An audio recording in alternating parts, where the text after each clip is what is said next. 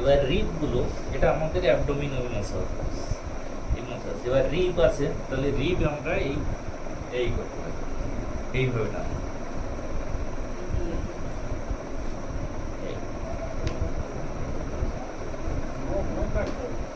হ্যাঁ, নখ কাটতে হবে, প্রথম 2 বছর নখ কাটতে হবে, তারপরে না কাটলেও হয়ে যাবে। আমি তো নখ কাটতে ভুলে যাই, আমি ওই তাদের প্যান্টে একটু ওইভাবে বসে নিই, ওইভাবে করে নিই। কারণ কি যেন সাবধান, যে নখ রাখলে নখ যেন একটা কারোর গায়ে না লাগে, তার গায়ে হাতে আংটি থাকলে হবে। হ্যাঁ, এবার নতুন হাতে নখ লাগবে। এবার আমার হাতে নখ আছে, সেই নখটা কিন্তু একটাও লাগেনি। মানে গালাগালি দেবে মানে কি তোমার তখন স্টপ করে দেবে। তো ওই প্রথম থেকে নখ তোমাকে দাঁত দিয়ে পটপট করে এবার- কেটে হ্যাঁ, না ধার থাকবে তো, দাঁত দিয়ে কাটলে তো দাগ হয়ে যাবে না লোকের গায়ে?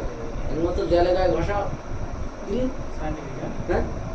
এবার শোল্ডারটা কারোর তো সমস্যা থাকতে পারে, যেমন দাদারও আছে, সেইভাবে হালকা চাপ দেবো। চাপ দিলে কেমন হচ্ছে? পেন হচ্ছে? মানে এইভাবে রাখলেই পেন হচ্ছে, হাতে এইভাবে রাখলে হচ্ছে না। তাহলে তুমি হাত উপরে তুলো, একদম করো না। আমাদের এই বিউটি বোনের নাম কি? এই বোনটার নাম কি যেখানে আমি হাত দিয়ে চাপছি? হ্যাঁ, আরেকটা নাম কি?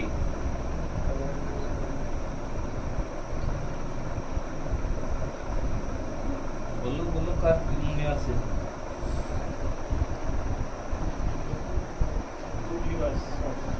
দেখেছো?